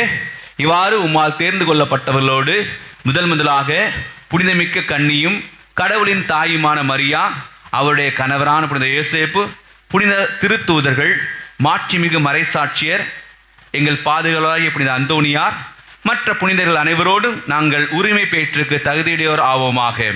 இவர்களின் வேண்டுதலால் நாங்கள் என்றும் உமது உதவியை பெறுவோம் என உறுதியோடு இருக்கின்றோம். ஆண்டவரே, எங்களை உம்மோடு ஒப்புரவாக்கும் இப்பலி உலகுக்கெல்லாம் அமைதி மீட்பும் தர வேண்டுமென உம்மை மன்றாடுகின்றோம். இவ்வுலகில் பயணம் செய்யும் திரு அவையை சிறப்பாக அடியாராக எங்கள் திருத்தந்தை பிரான்சிஸ், எங்கள் பேராயர் ஜார்ஜ் அந்தனிசாமி, ஏனைய ஆயர்கள், திருநிலையினர், உமக்கு சொந்தமான மக்கள் ஆகிய அனைவரையும் நம்பிக்கையிலும் அன்பிலும் உறுதி பெறச் செய்வீராக. நீர் விரும்பியபடி திரும்ப நிற்கின்ற இக்குடும்பத்தின் வேண்டுதலுக்கு கனிவுடன் செவி சாய்த்தருளும். கனி உள்ள தந்தையே, எங்கும் சிதறின்றிருக்கும் உடைய பிள்ளைகளை கனிவுடன் உம்மோடு சேர்த்து கொள்ளும். இறந்து போன எங்கள் சகோதர சகோதரிகளே, உமக்கு ஒன்றாய் வாழ்ந்து இவ்வுலகை விட்டு சென்ற அனைவரையும் உமது ஆட்சியில் கனிவுடன் ஏற்றுள்ளும். நாங்களும் அங்கு வந்து சேர்ந்து அவர்களோடு உமது மாட்சியால் என்றும் மன்னிறைவடையும் என எங்கள் ஆண்டவராகிய கிறிஸ்து வழியாக எதிர்நோக்கி இருக்கின்றோம். இவர் வழியாகவே நீர் உலகிற்கு எல்லா நன்மைகளையும் வழங்குகின்றீர்.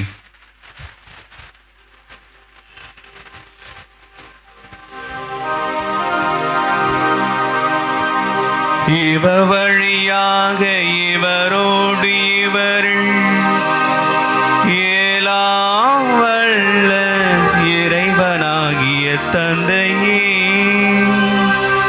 தூய ஆவியாரின் ஒன்றைப்பில் ஏலா புகழும் மாட்சியும் என்றென்றும் உமக்கு உரியதே.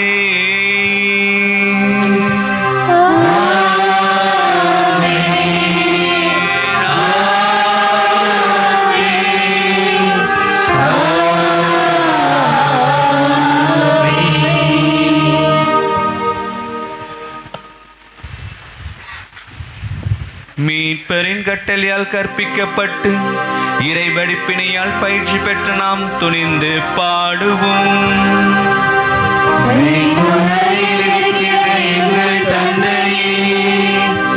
உமது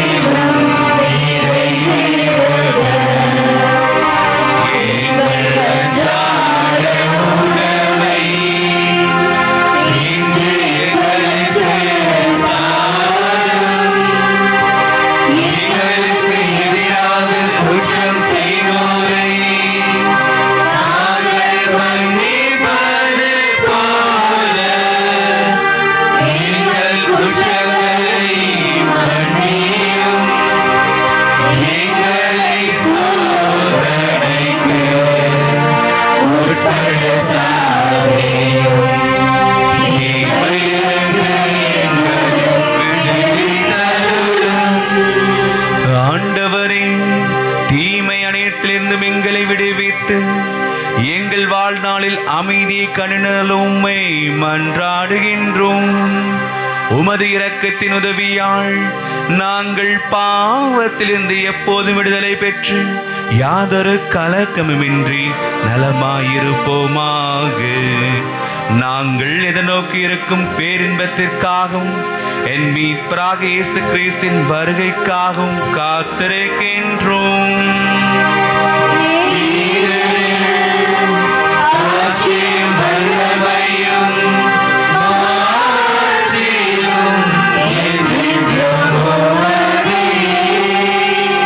ஆண்டவரே இயேசு கிறிஸ்துவே, அமைதியை உங்களுக்கு விட்டு செல்கின்றேன், என் அமைதியை உங்களுக்கு அளிக்கின்றேன் திருத்தூதருக்கு மொழிந்தீரே. எங்கள் பாவங்களை பாராமல் முது திரு அவை நம்பிக்கையை கண்ணோக்கி முது திருளத்துக்கு ஏற்ப அதற்கு அமைதியை முற்றுமை அளித்தருள்வீராக. என்றென்று வாழ்ந்து ஆட்சி செய்கின்றவர் நீரே.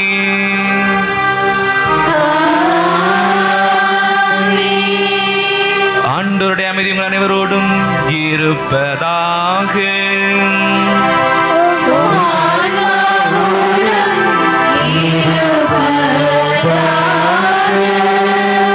ஒருவருக்கொருவர் உறவின் வாழ்த்தை மன நிறைவோடும் மன மகிழ்வோடும் அறிவித்துக் கொள்வோம்.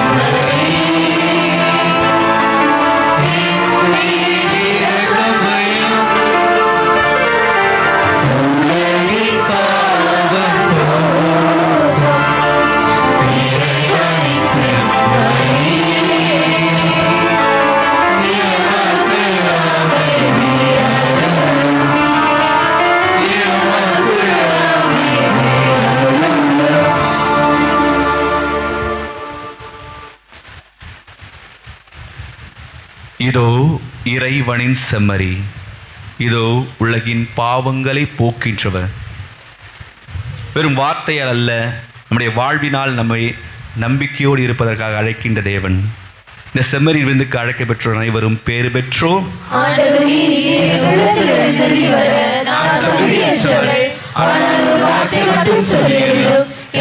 Amen.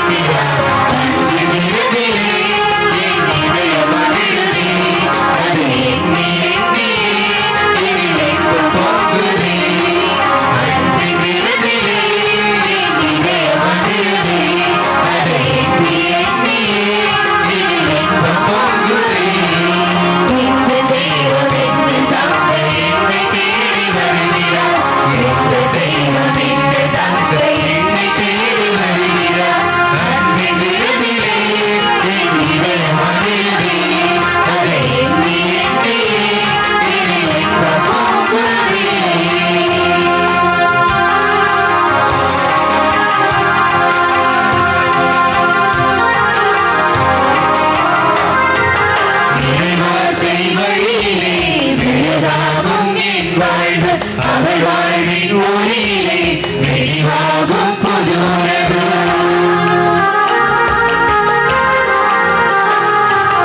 அவர் வார்த்தை வழியிலே வெளிவாகும் என் வாழ்வு. அவர் வாழ்வின் ஒளியிலே வெளிவாகும் புதுரவு. உறவாறு கரம் சேர பலியானார் விருந்திலே. உறவாறு கரம் சேர பலியானார் விருந்திலே. திரளாக பகிர்ந்தும் கதிரவோடு அழைக்கிறார். அன்பின் விருந்திலே என் இதய மகிழ்வே. வர எண்ணி எண்ணியே இனி இன்பம் பொங்குதே.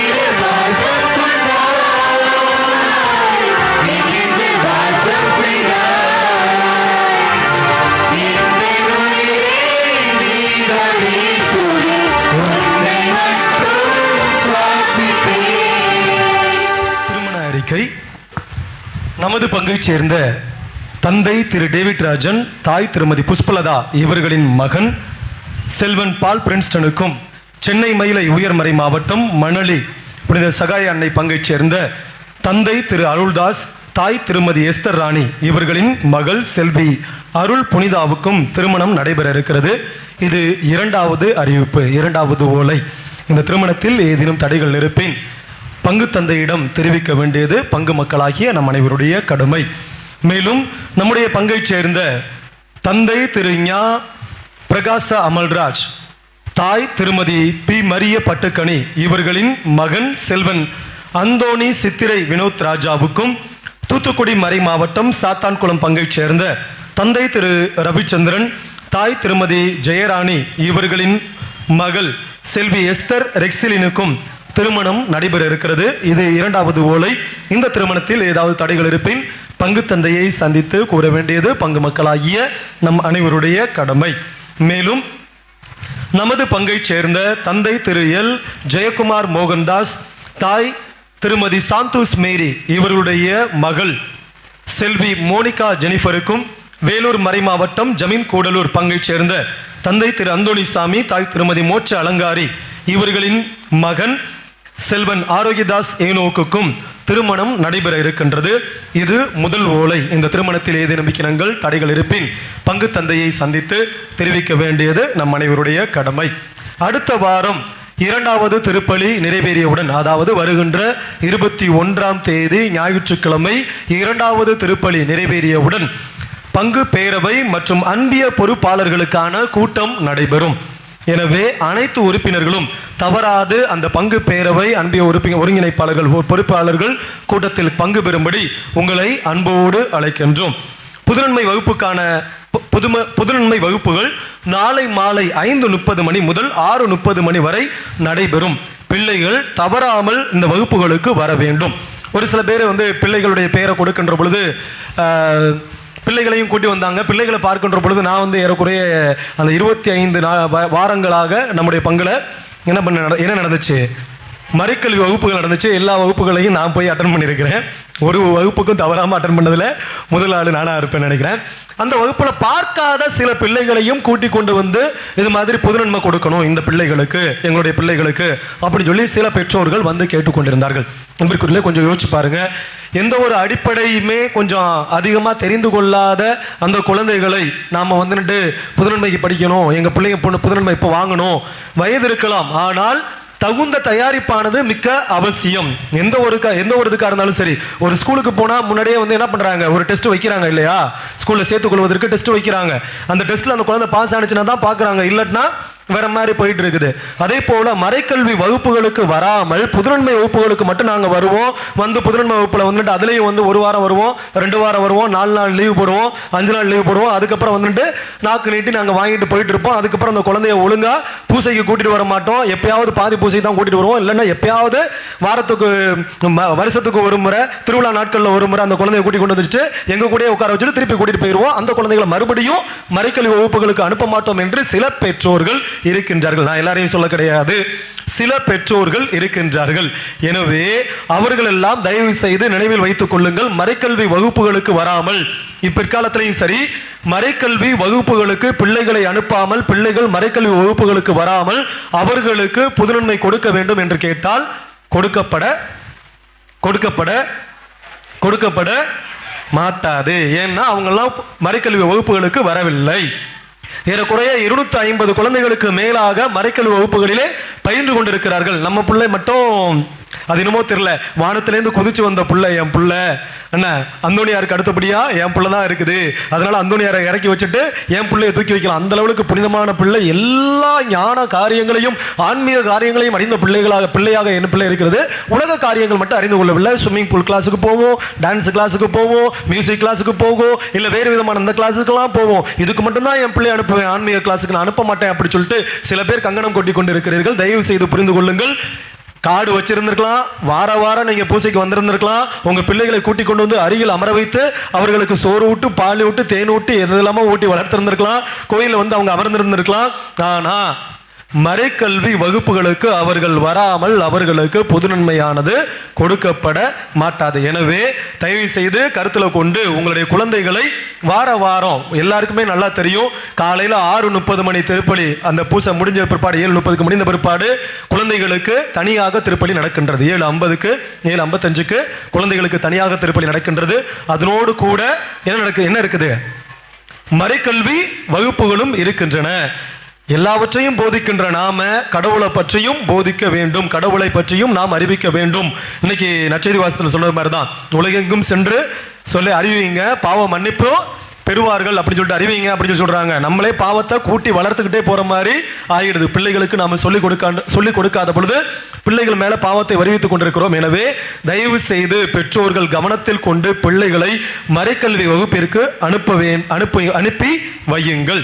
அவங்க தான் அவங்களுக்கு தொடர்ந்து அந்த ஞானஸ்நானமானது அல்லது தொடர்ந்து மற்ற அருட்சாதனங்களானது வழங்கப்படும். புது நன்மை, உறுதி பூசுதல், மற்ற அருட்சாதனங்கள் வழங்கப்படும். இல்லை என்றால் அதுக்கப்புறம் கொஞ்சம் நீங்களும் மறைச்சிக்கிட்டு நிற்கணும், ஃபாதரும் மறைச்சிக்கிட்டு நிற்கணும். அப்புறம் அப்படியே இல்லை உன் கோயில் தான் இருக்குதா, அந்தோனியார் கோயில் மட்டும் தான் இருக்குதா, நான் வேற கோயில் கூடி கொடுத்துருவாங்க அப்படிங்கிற மாதிரிலாம் இருக்கும். அதனால தயவு செய்து அன்பிற்குரிய வீணாத வாதங்களை தவிர்த்து எல்லா குழந்தைகளையும் மகிழ்வோடு, அமைதியோடு, சந்தோஷத்தோடு கடவுளை ஆழ்ந்து அறிந்து தேர்ந்து தெளிந்து அவர்கள் ஞானஸ்நாத புது நன்மைகளை பெற்றுக்கொள்ள பெற்றோர்கள் உதவி செய்வீர்கள் என்று நம்புகிறேன். எனவே உதவி செய்யுங்கள். அன்பிய பொறுப்பாளர்களும் அவர்களுக்கு முன்கூட்டியே சொல்லுங்க, இந்த மாதிரி போக சொல்லி பிள்ளைகளை அனுப்ப சொல்லி. நீங்களும் எப்பயாவது சந்திக்கின்ற பொழுது அல்லது அன்பிய கூட்டங்கள் நடத்துகின்ற பொழுது தயவு செய்து குழந்தைகளுக்கும் பெரியவர்களுக்கும் அறிவுறுத்தும்படி உங்களை அன்போடு கேட்டுக்கொள்கிறோம். அடுத்து அந்த புதுநன்மை வகுப்புகளானது நாளையிலிருந்து ஆரம்பிக்குது. எத்தனை மணிலேருந்து எத்தனை மணி வரைக்கும்னா 5:30 மணியிலிருந்து. ஏன்னா ரொம்ப வெயிலாக இருக்குது. ரொம்ப வெயிலின் காரணமாக 5:30 மணியிலிருந்து ஆரம்பித்து ஓகேங்களா 6:30 மணிக்கு அது நிறைவு பெறும். எனவே பிள்ளைகள் தவறாது கலந்து கொள்ள வேண்டும். ஏதாவது லீவு இந்த 30 நாட்களுக்கு கிளாஸ் இருக்கும் போதுமே ஒரு சில பேர் வந்து சொல்லுவாங்க, எங்கள் வீட்டில் வந்துட்டு கல்யாணம் வச்சுட்டாங்க, அங்கே வந்துட்டு காது குத்து இருக்குது, எங்கள் வீட்டில் இது மாதிரியான ஒரு திருவிழாலாம் இருக்குது, எங்கள் ஊரில் திருவிழாலாம் இருக்குது, அதனால நாங்கள் ஒரு 4 நாள் லீவ் வேணும், 10 நாள் லீவ் வேணும், ஏன் இதெல்லாம் முன்கூட்டியே நீங்கள் முடிவு பண்ணி போகக்கூடாதா, ஒரு வருஷம் மட்டும் கொஞ்சம் கட் பண்ணுங்க ஓகேங்களா. அந்த 10 நாள் அவங்க கிளாஸுக்கு வராமல் அவங்க போயிட்டு திருவிழாவில் இருந்துட்டு அதில் வேடிக்கை விளையாட்டுகள் இருக்கிறத விட இங்கே குழந்தைகள் இருந்து கொஞ்சம் கற்றுக்கொண்டு செல்வது நலம் ஓகேங்களா. எனவே தயவு செய்து பெற்றோர்கள் குழந்தைகளை ஆக்கப்படுத்தி ஆன்மீக அறிவை ஊட்டி வளர்க்கும்படி உங்களை அன்போடு கேட்டுக்கொள்கிறோம். புதுநன்மை வகுப்புகளுக்கு தவறாது குழந்தைகளை அறிவுறுத்தி வரச் செய்யுங்கள். அதற்கு அடுத்தபடியாக இன்று மாதத்தின் எத்தனாவது ஞாயிறு? 2வது ஞாயிறு. ஒவ்வொரு 2வது ஞாயிறும் நம்முடைய பங்குல நாம ஒரு மிகப்பெரிய இரக்க செயலை செய்து கொண்டிருக்கின்றோம். ஒவ்வொரு 2ஆம் ஞாயிறுலையும் என்ன இரக்க செயல்?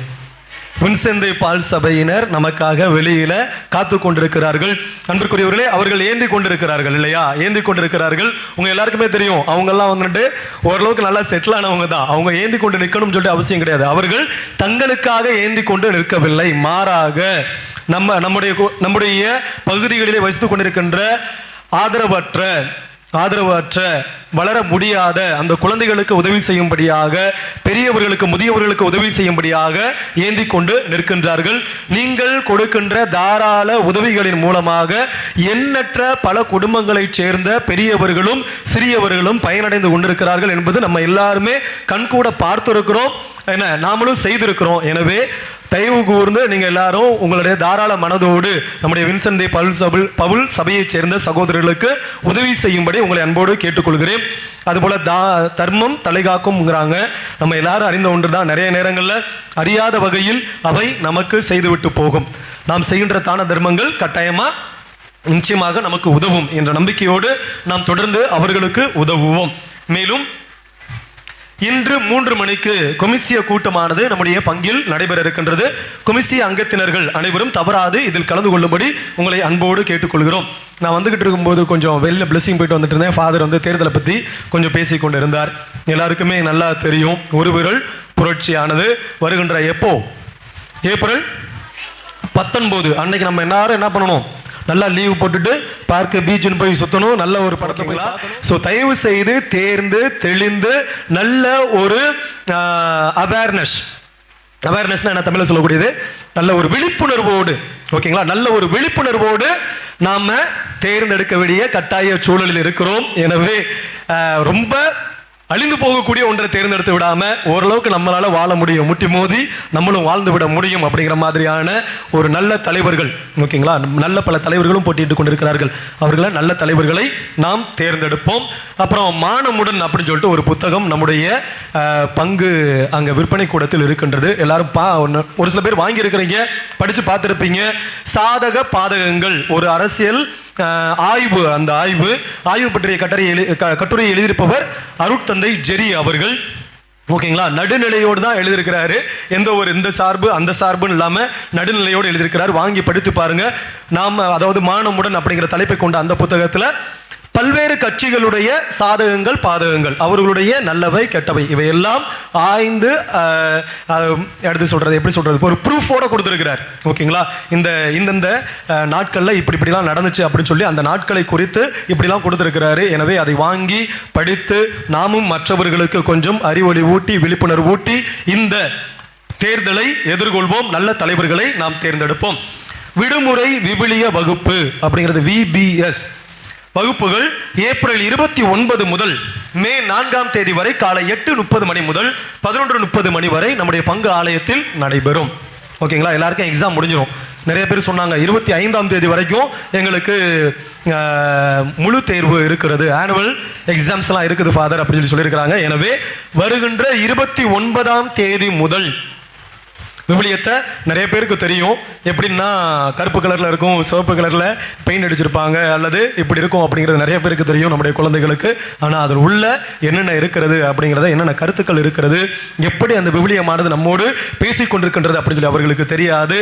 அதை பற்றிய வகுப்புகள் வருகின்ற ஏப்ரல் 29 முதல் 4ஆம் தேதி வரை நடைபெறும். எனவே குழந்தைகளை தவறாது அந்த வகுப்புகளுக்கு அனுப்பும்படி உங்களை அன்போடு கேட்டுக்கொள்கிறோம். கடந்த வருடமும் அந்த வகுப்பு நடந்துச்சு, நிறைய பிள்ளைகள் வந்திருந்தாங்கன்னு சொல்லி சொன்னாங்க. ப்ளஸ் நம்மளுடைய யூடியூப்லையும் பார்த்தேன், ரொம்ப அருமையாக நடந்துச்சு. அவர்களுக்கான விழாக்களும் அங்கே நடந்தது.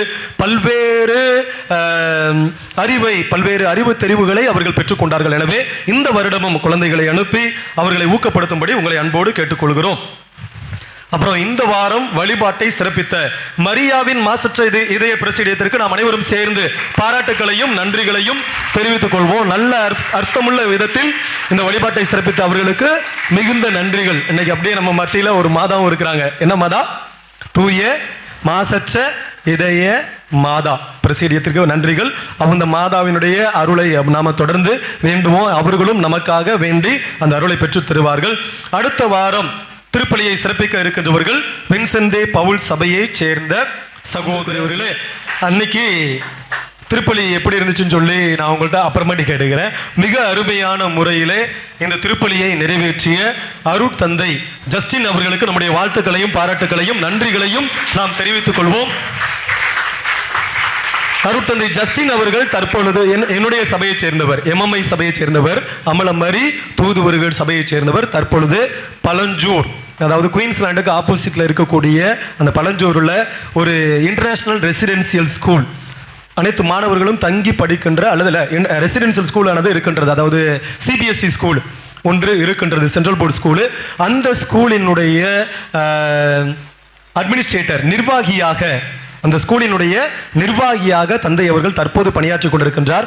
பல பெரிய பொறுப்புகளில், எங்களுடைய சபையில் பல பெரிய பொறுப்புகளில் இருந்தவர். முக்கியமாக அந்த சபை தலைவர்களுக்கான ஆலோசகர் குழுவில் இருந்தவர்.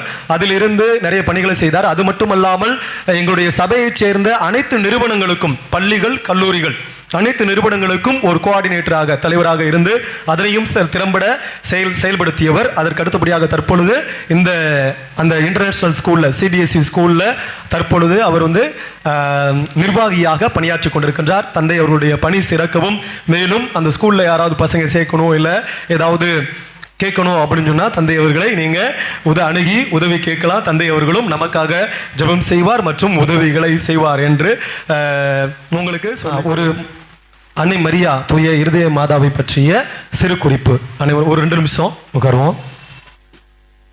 மரியாயின் மாசற்ற இருதயம். 1917ஆம் ஆண்டு ஜூலை 13ஆம் நாள் மரியன்னை பாத்திமா நகரில் 3 சிறுவர்களுக்கு காட்சி கொடுத்த பொழுது, என்னுடைய மாசற்ற இருதயத்தை இப்புவிதனில் நிறுவுவேன், அதனை வணங்குவோரை நரக தண்டனையிலிருந்து விடுவித்தருள்வேன் என்று கூறினார். மரியாயின் இதயம் மாசற்ற இருதயம் என்று பாத்திமா காட்சிகளுக்கு பின்னர் தான் இவ்வாறு அழைக்கப்படுகின்றது. அதற்கு முன்னதாக மரியாயின் தூய இருதயம் என்று அழைக்கப்பட்டு வந்தது. மரியாயின் இருதயம் இறைவனின் மீட்பு திட்டத்தையும் அவருடைய அளவிட முடியாத இரக்கத்தையும் குறிக்கும் என்று சொன்னால் மிகையாகாது. மரியாயின் இருதயம் இயேசுவின் இதயத்தை போன்று அன்பினால் நிறைந்துள்ளது. எப்போதும் இறைவனின் மீட்பு திட்டங்களை குறித்து அதன்படி வாழ முயன்றது. அதற்காகவே பல்வேறு துன்பங்களையும் பாடுகளையும் ஏற்க துணிந்தது இருதயம். 17ஆம் நூற்றாண்டை சேர்ந்த ஜான் யூட்ஸ் என்பவர்தான் மரியாயின் மாசற்ற இருதயத்தை ஜபங்கள் மற்றும் திருப்பலி கருத்துக்கள் ஒப்பு கொடுத்து ஜெபித்தார். இப்படிப்பட்ட பக்தி முயற்சிகள் அனைத்தும் 1952ஆம் ஆண்டு ஜூலை 7ஆம் திருத்தந்தை 12ஆம் பத்திநாதரால் அங்கீகரிக்கப்பட்டது. அவர்தான் இவ்விழாவை இயேசுவின் திரு இருதய பெருவிழாவிற்கு அடுத்து வரும் சனிக்கிழமை அன்று உலகம் முழுவதும் கொண்டாட பணித்தார். மரியாயின் மாசற்ற திரு இருதயமே எங்களுக்காக வேண்டிக் கொள்ளும்.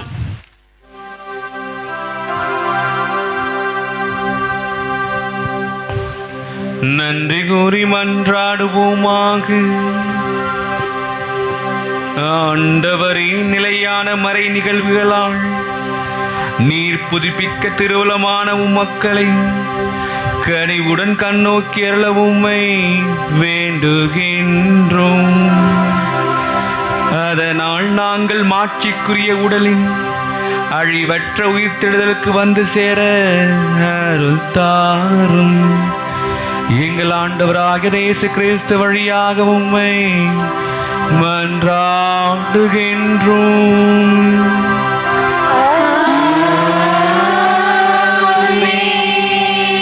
ஆண்டவர் உங்களோடு இருப்பாராக.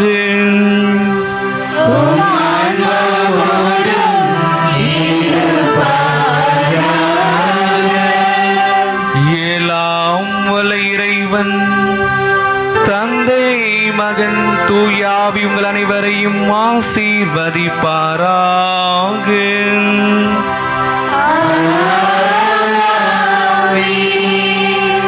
சென்று வாழுங்கள், வாழ்க்கை பழி தொடர்கின்றது. அல்லேலூயா அல்லேலூயா.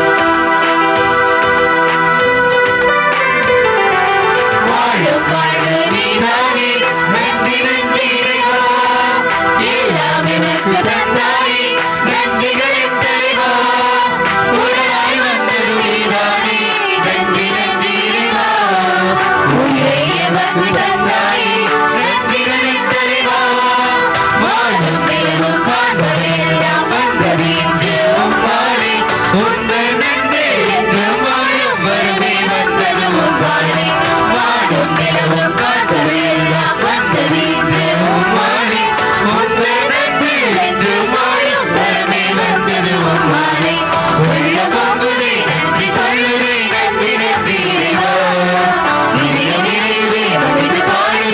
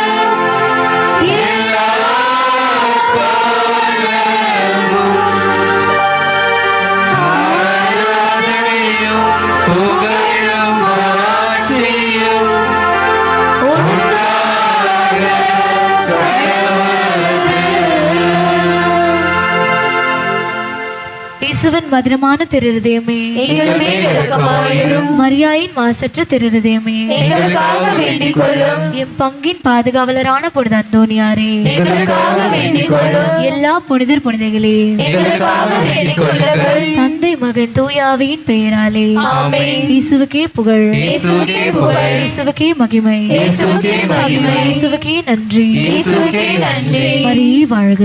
மரியே வாழ்க.